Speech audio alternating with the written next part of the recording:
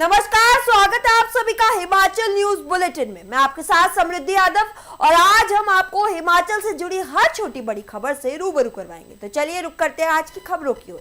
पहली खबर ऊना से। ऊना जिले के कुटलेहड़ विधानसभा क्षेत्र में कांग्रेस की अंदरूनी कहल अब खुलकर सामने आ गई है। जी आपको बता दें, जिला परिषद चुनावों को लेकर पार्टी के भीतर घमासान मचा हुआ है। जिला कांग्रेस अध्यक्ष के फैसलों को दरखार करते हुए ब्लॉक अध्यक्ष ने अपने स्तर पर उम्मीदवारों की घोषणा कर दी है। एक तरफ हाईकमान के आदेशों की बात की जा रही है, वहीं दूसरी तरफ खुलेआम बगावत देने को मिल रही है। देखिए इस मामले में हमारे संवाददाता की खास रिपोर्ट। विवेक जी, आज जिला परिषद उम्मीदवारों का जो है घोषणा की गई है, क्या उम्मीदवार है, क्या जानकारी है? आज हमने जो है वो ब्लॉक कांग्रेस कमेटी की तरफ से उम्मीदवारों की घोषणा हुई। उसमें हमने आज अपने जो टक्का वार्ड से श्री सुमित शर्मा जी को जो है वो पार्टी का प्रत्याशी बनाया, अधिकृत प्रत्याशी। और हमारे देद वार्ड से हमारी रीना देवी को जो है वो हमने अपना अधिकृत प्रत्याशी बनाया है। और लठियानी से जो है वो हमने सत्या जी को जो है वो वहां पे हमने अपना अधिकृत प्रत्याशी बनाया है। और जो चताड़ा वार्ड है तो हमारा ऊना और कुटलेहड़ का साझा एक उम्मीदवार है, वो दीक्षा सैनी जी जो है उनको बनाया है। और एक बात मैं आपको जहाँ पे ये कह देना चाहता हूँ कि हमारे जो ये उम्मीदवार हैं, ये जो उम्मीदवार है जो अनुभवी उम्मीदवार है, क्योंकि जो सत्या जी हैं वो तीसरी बार जो है वो लुधियाना का चुनाव लड़ रहे हैं जिला परिषद से, और वो तीसरी बार, और 3 बार वो बीएमसी की मेंबर रही हैं और प्रधान रही हैं गांव की। एक अनुभवी उम्मीदवार है। सुमित जी जो है ये हमारे यूथ कांग्रेस में भी रहे, प्रदेश के सचिव भी रहे, और बीडीसी का चुनाव इन्होंने बड़े मार्जिन से जीता। और उसके बाद ये जो है वो हमारे ब्लॉक समिति के जो उपाध्यक्ष भी रहे हैं, ये भी एक अनुभवी हैं। और कांग्रेस में जो जोश है, हमारी ये 2 युवा जो है वो महिला प्रत्याशी जो है, ये भी हमेशा कांग्रेस पार्टी के साथ चुनावों में हमारे साथ दिया है। ये जो रीना देवी है, इनका जो परिवार है वो पूरी तरह से हमारे बॉल से इनके मायका है। मैं पहले भी कहा है, तो इनका भी जो है वो एक परिवार है, कांग्रेसी है, इनका पूरा एक युवा है। और दीक्षा जी जो है, इनके भी जो पति है विक्की सैनी जी, वो भी बीडीसी के सदस्य रहे हैं। तो मेरा ये कहना है कि हमारे जो प्रत्याशी हैं वो कर्मठ है, और ये हमने पैराशूट कोई नहीं उतारा है, और सभी ये जानते हैं किस तरह से चुनाव लड़ा जाए, हम इनके साथ हैं। आपको मैं यही कहना चाहूँगा। धन्यवाद। सबसे पहले तो मैं जितने भी हमारे कैंडिडेट, चाहे वो कुटलेहड़ विधानसभा क्षेत्र से आते हैं, चाहे वो ऊना क्षेत्र से आते हैं, आज हमने यहाँ बैठकर इकट्ठे मिलकर हमने कैंडिडेट दिए हैं।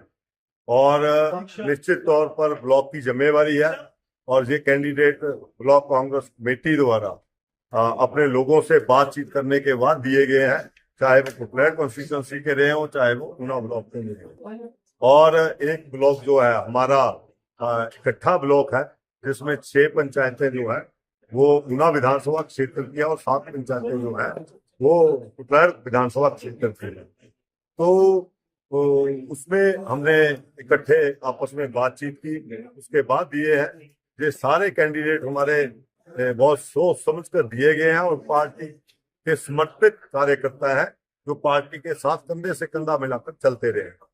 और ब्लॉक कांग्रेस कमेटी ने जो भी कैंडिडेट्स दिए हैं, अब हम नेताओं की ये जिम्मेवारी बनती है कि इन कैंडिडेट्स को किस तरीके से हम जिताकर लेकर आएंगे, और इनको जिताना हमारा धर्म है, और हम इनको जिताकर लेके आएंगे, और निश्चित तौर पर कांग्रेस को जीतेगी। हमारे हमने 3 जिला परिषद घोषित किए हैं। एक हमने किया है चताड़ा वार्ड नंबर 8 से, उनका नाम है श्रीमती दीक्षा सैनी, वाइफ विकास सैनी।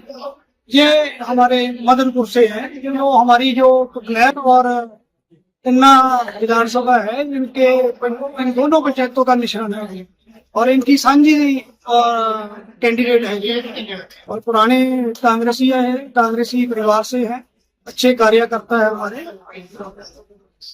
और दूसरे जो हमारे कैंडिडेट है वो देना वार्ड नंबर 9 से है। ये श्रीमती सोनिया राणा जी, ये लगभग 2-3 बार वहां से प्रधान रही है, अच्छे कार्यकर्ता है। इनके हस्बैंड का नाम है शिव शंकर राणा जी, गांव बडाला पड़ता है। और तीसरी है श्रीमती प्रियंका शर्मा, ये हमारे नए कैंडिडेट है। इनके हस्बैंड का नाम है विकास जसवाल, बनगढ़ से है, और इनके मायके रायपुर से। अच्छे कैंडिडेट है हमारे तीनों। हम तीनों कैंडिडेट के लिए खूब मेहनत करेंगे, ब्लॉक स्तर पर और बूथ स्तर पर इतना कार्य करेंगे कि हमारे तीनों कैंडिडेट विजयी घोषित। पंचायती राज एक प्रमुख कड़ी है और पंचायती राज के चुनावों में आज कांग्रेस पार्टी के जिला परिषद के जो हमारे सदस्य हैं वो संगठन के द्वारा उनको चयनित करके उनको उतारा गया है। मैं अपनी तरफ से उनको हार्दिक शुभकामनाएं देता हूँ और यही कहूँगा कि आने वाले समय में अपनी जीत सुनिश्चित करके आए, ताकि आने वाले समय में जिला में जो है वो जिला परिषद जो है वो कांग्रेस पार्टी जो हमारे उम्मीदवार हैं वो बनाए और चेयरपर्सन बना। हिमाचल प्रदेश में बेमौसमी बारिश ने बागवानों और किसानों की चिंता बढ़ा दी है। जो आपको बता दें, सेब की फसल को शुरुआती अनुमान के मुताबिक करीब 40% नुकसान हुआ था। इसके साथ ही अन्य फसलों और गेहूं पर भी मौसम की मार पड़ी है। शिक्षा मंत्री रोहित ठाकुर ने कहा कि लगातार आपदाओं से प्रदेश प्रभावित हो रहा है और केंद्र सरकार से मदद की मांग की जाएगी। वहीं स्थानीय निकाय चुनाव को लेकर सियासत भी तेज हो गई है, जहां कांग्रेस ने जीत का दावा किया है।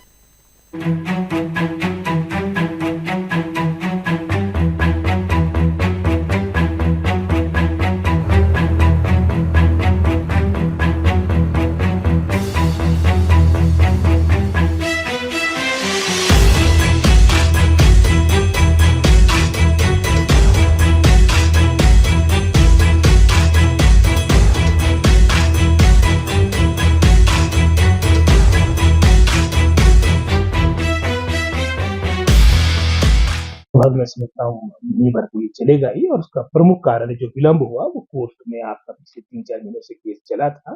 नवंबर के बाद ये प्रोसेस रुका था, तो अब जैसे हमारे को उसमें बोहट मिला है तो हम जिस स्तर पे इसको शीघ्र इस काउंसलिंग को कंप्लीट, ये भी मैं समझता हूँ काफी एक पॉजिटिव सिग्नल विशेषकर हमारे शिक्षा व्यवस्था का प्रदेश का रहा, जिसका सबसे बड़ा प्रमाण ये जो हमारा रिजल्ट आए हैं जिसके बारे में आपने बात रखी है, जहाँ ओवरऑल रिजल्ट्स में भी अगर आप पिछले वर्षों की तुलना करेंगे उसमें एक अच्छा इम्प्रूवमेंट हुई है। और विशेषकर एक अन्य जो हमारी संतोषजनक बात है कि हमारे सरकारी स्कूल्स के जो हमारे मेधावी छात्रों की जहाँ कहीं ना कहीं मेरिट लिस्ट में कमी रहती थी या मैं समझता हूँ पीछे रहा करते थे, और उसमें भी एक अच्छा मैं समझता हूँ प्रतिशत, एक तरह से हम कह सकते हैं कि मेजोरिटी जो हमारे मेरिट की जो लिस्ट बनी है उसमें सरकारी स्कूल के हमारे बच्चे हैं, और इसके लिए नाम मात्र में सरकारी स्कूलों के बच्चों को इसको बधाई देता हूँ जो अच्छा प्रतिशत ओवरऑल रहा है। सभी विद्यार्थियों को जिन्होंने भी marks board of school education में अपनी परीक्षाएं दी थी उसमें बेहतर रिजल्ट आए, और सभी शिक्षा विभाग के अपने टीचर्स को विशेषकर जो मैं समझता हूँ जिन्होंने इस रिजल्ट में मैं समझता हूँ परिणाम लाने में भूमिका निभाई है, उनको बहुत बहुत बधाई देता हूँ। तो हमने कोई 30-35 स्कूल जहाँ पर जीरो इनरोलमेंट थी वो कुछ प्राइमरी मिडिल स्कूल बंद किए हैं, बाकी अभी मैं समझता हूँ जो हमने मानक शुरू में बनाए थे 2023 के आसपास जो मानक बने थे लेस देन 5 वाले, उसके बारे में विभाग ने जो फाइल है वो मुख्यमंत्री जी के पास भेजी है, तो शीघ्र उसके बारे में निर्णय लिया जाएगा। और इसमें भी लगभग कोई 100 के आसपास ऐसे स्कूल और आते हैं जिनको एक तरह से डाउनग्रेड या मर्ज किया जाएगा within distance of 2 kilometre and 3 kilometre. Unfortunately बीच बीच में इस तरह की बातें आ रही, कभी सेक्रेट को आने की बात कर लेते, कभी कहीं को आने की बात कर लेते, अब कई इस तरह के एंटी सोशल एलिमेंट्स होते हैं। तो अब सरकार को और पुलिस विभाग को तो अपने स्तर पे हर तरह की सतर्कता निभानी पड़ेगी, लेकिन लगभग जो 99.9% तो इस तरह का मैं समझता हूँ ये एक तरह की फ्रॉड ही इस तरह की बातें रहती है, लेकिन फिर भी सतर्कता बरतनी जरूरी है। और निश्चित रूप में जो पुलिस विभाग के द्वारा इस ओर कार्रवाई करने की बात होगी वो करेंगे। जैसा आपने भी कहा कि इस दफा काफी इरेक्टिक आपका वेदर चला है और बेमौसमी वर्षा भी हो रही है, जहां हम मई में एक अच्छी गर्मी एक्सपेक्ट करते, इस दौरान काफी आपकी अनसीजनल रेनफॉल हुई है और निश्चित रूप का मैं समझता हूँ उसका नुकसान क्षति हमारी कृषि और बागवानी क्षेत्र में काफी हुई है। चाहे हम ओलावृष्टि की बात करें, ओलावृष्टि के कारण भी, हालांकि वैसे भी ये आपका क्रॉप का लीन ईयर था, क्योंकि पिछले वर्ष काफी अच्छी फसल थी, लेकिन इस वर्ष आपकी जो ओवरऑल रिपोर्ट्स आ रही है, वो मात्र कुछ हाइट के क्षेत्र में हम ये कह सकते हैं कि संतोषजनक आपकी क्रॉप है, लेकिन वो भी कहीं ना कहीं ये ओलावृष्टि की जद में आ रही है, तो इसका काफी, मैं समझता हूँ, नुकसान कृषि और बागवानी क्षेत्र का हो रहा है। और ना मात्र बागवानी या सेब, अन्य जो हमारी फसलें होती है, हमारे प्रोड्यूस होता है, एग्रीकल्चर और हॉर्टिकल्चर प्रोड्यूस होता है, उसकी भी क्षति हो रही है। और इसके जो, मैं समझता हूँ, पूरे डाटा है, इसकी जो पूरी जानकारी आपको कंसर्निंग डिपार्टमेंट अवश्य देंगे। उनके चुनाव अवश्य आपकी पार्टी सिंबल पे होती है, लेकिन इसके अलावा चाहे वो हमारे जिला परिषद की बात हो, आपकी बीडीसी पंचायत समिति की बात हो, आपके पंचायतों के चुनाव की बात हो, लगभग सभी आपके नॉन पार्टी बेसिस पे होते हैं, और सभी अपनी, मैं समझता हूँ, अपनी क्षमता के अनुसार इसमें पार्टिसिपेट करते हैं। हालांकि हमारी भारतीय जनता पार्टी ने कुछ समय से, कुछ वर्षों से आपकी जिला परिषद में अपने पार्टी स्तर से अपने, मैं समझता हूँ, अपने चुनाव घोषित करते हैं। हालांकि वो भी पार्टी सिंबल पे चुनाव नहीं लड़ते। हालांकि पिछली सरकार आपकी भाजपा सरकार थी, जयराम जी मुख्यमंत्री थे, उस वक्त भी इन्होंने अपना अवश्य पैनल अवश्य घोषित किया था, लेकिन सिंबल के बेसिस पे जिला परिषद के चुनाव नहीं हुए हैं। तो ये तो मैं समझता हूँ एक प्रजातंत्र का मेला होता है, डेमोक्रेसी का उत्सव होता है, तो इसमें सब पार्टिसिपेट करें और अंतिम निर्णय जनता जनार्दन ने करना है। सोलन का प्रभारी हूँ, और निश्चित रूप में 10 के बाद में भी हर्षवर्धन जी को मिल गया, क्योंकि उनके पास भी सोलन की जिम्मेदारी दी गई है, तो निश्चित रूप में वहां पर भी जो जिम्मेदारी मिलेगी मैं उसको निभाऊंगा। सोलन मैं पहले जाऊंगा और उसके प्रार्थ मंडी का मैं उसके बाद कह पाऊंगा। हिमाचल प्रदेश में नगर निगम और पंचायती राज चुनाव को लेकर सियासी माहौल गर्म हो गया है। नामांकन वापसी के बाद अब सभी राजनीतिक दल चुनाव प्रचार में जुटने जा रहे हैं। जी आपको बता दें, कांग्रेस ने चारों नगर निगम में जीत का दावा किया है। वहीं संगठन महासचिव विनोद जिंटा ने बीजेपी पर निशाना साधते हुए कहा कि पार्टी के अंदर ही मतभेद है और नेता एक दूसरे को हराने में लगे हैं। कांग्रेस का कहना है कि अपने कार्यकाल के विकास कार्यों के आधार पर जनता का समर्थन जरूर मिलेगा। देखिए, कांग्रेस पूरी तरह से चुनाव में उतर चुकी है। आप लोगों ने देखा होगा, हमारी पूरी तैयारी है। हम चारों नगर निगमों को जीतने वाले हैं। हमारे लोग प्रचार के लिए, हमारी टीमें गठित हो चुकी है और फील्ड में उतरने को पूरी तरह से तैयार है। आज विड्रॉल की आखिरी डेट है, तो आप कल से देखोगे कि कांग्रेस पार्टी चारों नगर निगमों में पूरी तरह से प्रचार में डट जाएगी। और मैं निश्चित तौर पर यह दावा कर सकता हूं कि हम चारों नगर निगमों को भारी मात्रा के साथ, भारी बहुमत के साथ जीतने जा रहे हैं। इश्यूज है जिनको लेकर हम जनता के बीच जा रहे हैं, और हिमाचल के लोग ये समझ चुके हैं कि भाजपा जो बात करती है वो कथनी और करनी में बहुत सारा फर्क है। भाजपा बोलती कुछ और है, करती कुछ और है, और भाजपा में बहुत सारा ग्रुपिज्म हुआ है और बहुत सारे धड़ों में भाजपा हिमाचल प्रदेश में बंटी हुई है। 5-5, 6-6 ग्रुप्स में बीजेपी बंटी हुई है। तो इस टाइम भाजपा चारों नगर निगमों को हार रही है। जयराम जी को बिंदल जी हराने की कोशिश कर रहे हैं। बिंदल जी चाहते हैं कि मंडी ना जीते नगर निगम भाजपा, ताकि जयराम जी का नाम ना हो, और जयराम ठाकुर जी चाहते हैं कि सोलन नगर निगम भाजपा ना जीते ताकि बिंदल जी का नाम हो। तो इसी तरह से सब लोग आपस में लड़े हुए, चारों नगर निगमों को भाजपा खुद हराने का काम कर रही है, और कांग्रेस पार्टी मजबूती के साथ जमीन पे ये चुनाव लड़ रही है। और हमारी पॉलिसी, हमारी सरकार की पॉलिसीज को लेकर हम लोगों के बीच जा रहे हैं, और निश्चित तौर पर हम ये चुनाव जीतने जा रहे हैं। आपने देखा होगा कि जब से हमारे प्रदेश कांग्रेस कमेटी के अध्यक्ष आदरणीय विनय कुमार जी बने हैं कि पार्टी में कितने सारे चेंजेस आए हैं। जो अभी प्रदेश कांग्रेस कमेटी की हमारी लिस्ट आई है, उसमें बहुत सारे युवा चेहरों को मौका दिया गया है। यंगस्टर्स को हमने आगे लाया गया है। मैं खुद एक यंगस्टर हूं, मुझे जनरल सेक्रेटरी ऑर्गेनाइजेशन की पोस्ट विनय कुमार जी ने दी है। उनके जो पॉलिटिकल सेक्रेटरीज 2 लगे, वो भी एनएसयूआई यूथ कांग्रेस से निकल कर आए हैं। विकास काल्टा है, प्रदीप सुर्रा है, दोनों यंगस्टर है। और पीसीसी में आप जितने भी उपाध्यक्ष है, महासचिव है, सारे यंगस्टर्स है।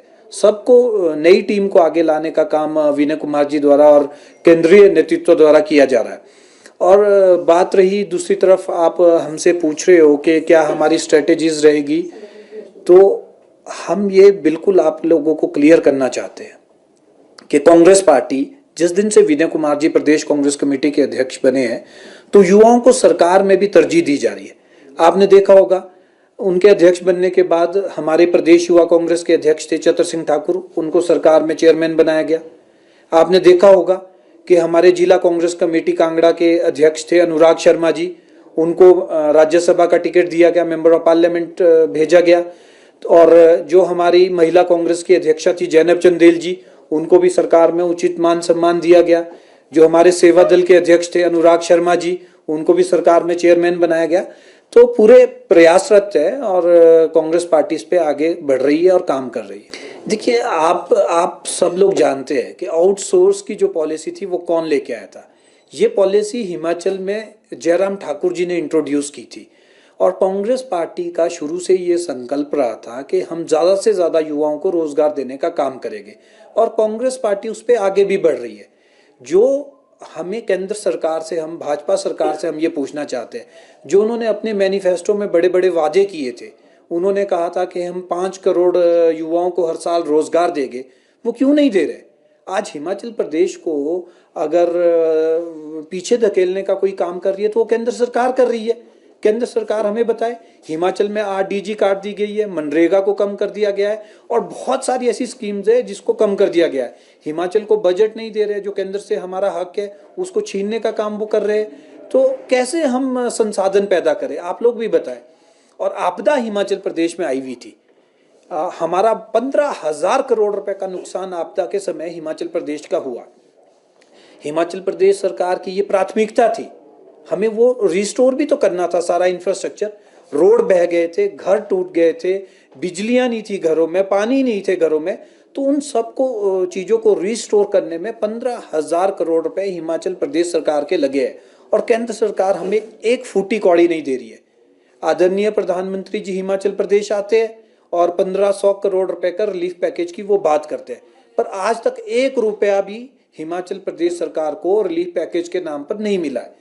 पर फिर भी प्रदेश सरकार आदरणीय मुख्यमंत्री महोदय जी के और उप मुख्यमंत्री मुकेश अग्निहोत्री जी के नेतृत्व में और शिमला जिले के रोहडू क्षेत्र में बम धमकी मिलने से हड़कंप मच गया। जी आपको बता दें, भराड़ी रोड के पास एक पोस्टर के जरिए अदालत परिसर और एसडीएम कार्यालय को उड़ाने की धमकी दी गई है। सूचना मिलते ही पुलिस प्रशासन ने तुरंत कार्रवाई करते हुए दोनों परिसरों को खाली करवाया है। साथ ही मौके पर भारी पुलिस बल तैनात किया गया है और बम निरोधक दस्ता भी पहुंचा है। फिलहाल किसी संदिग्ध वस्तु की पुष्टि नहीं हुई है, लेकिन सुरक्षा एजेंसियां पूरी सतर्कता के साथ जांच में जुटी हैं।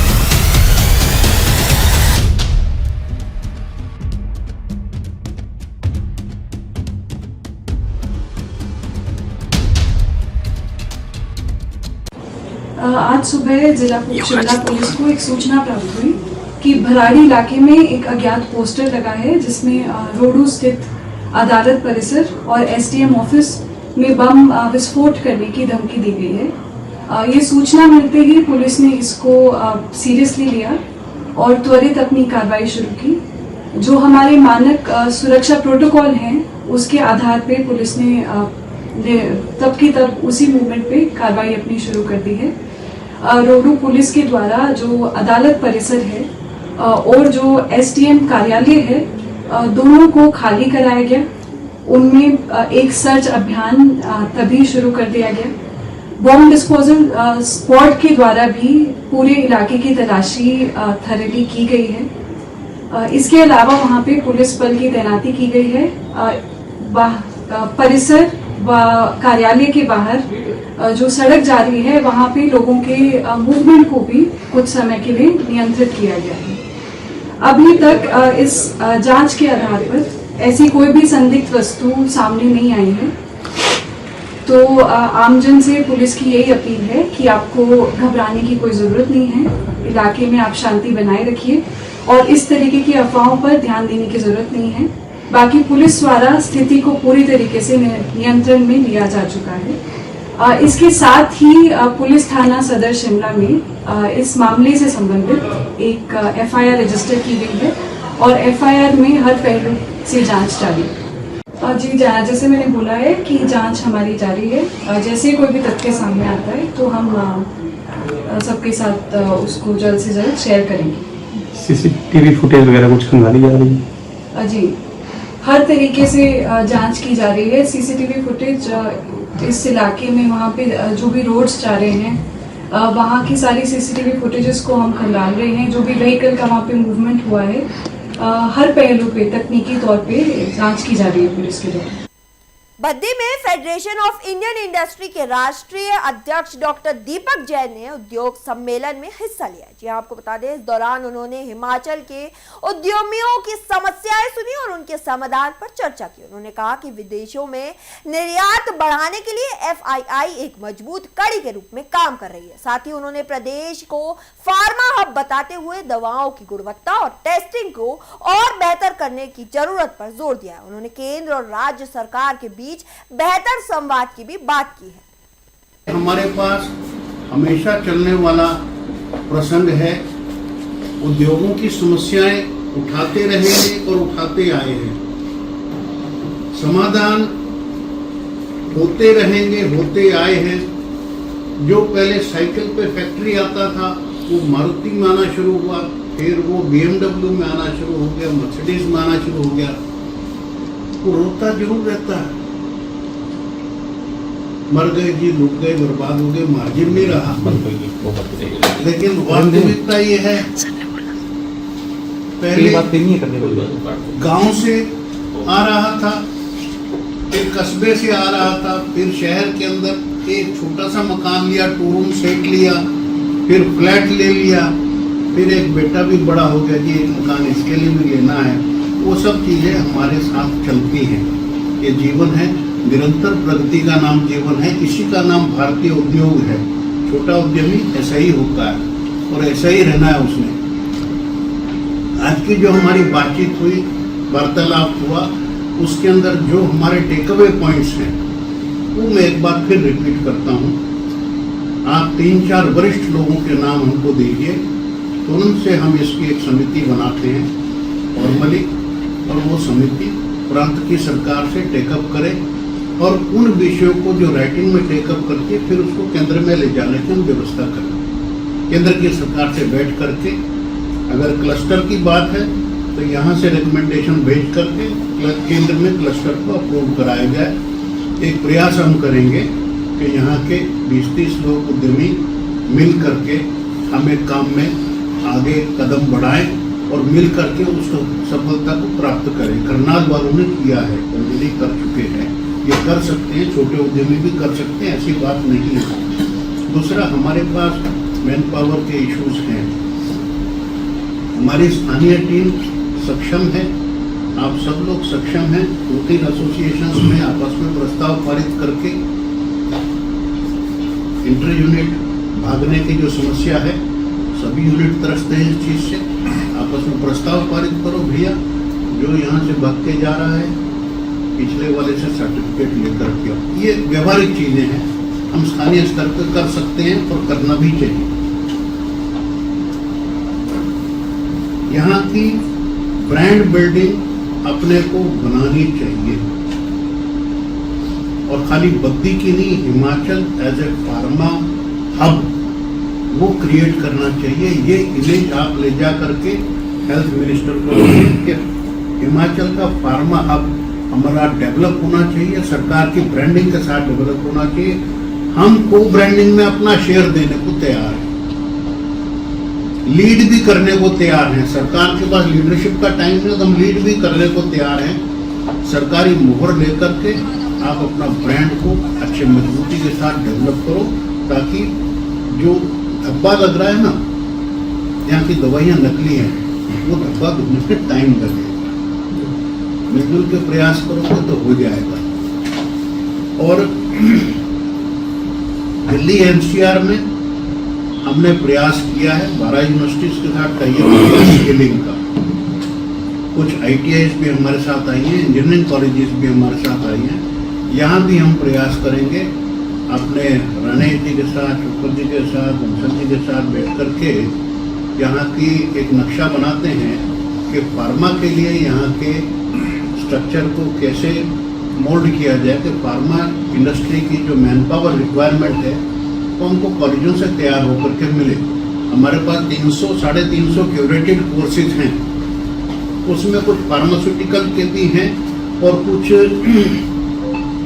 बायोटेक के भी हैं।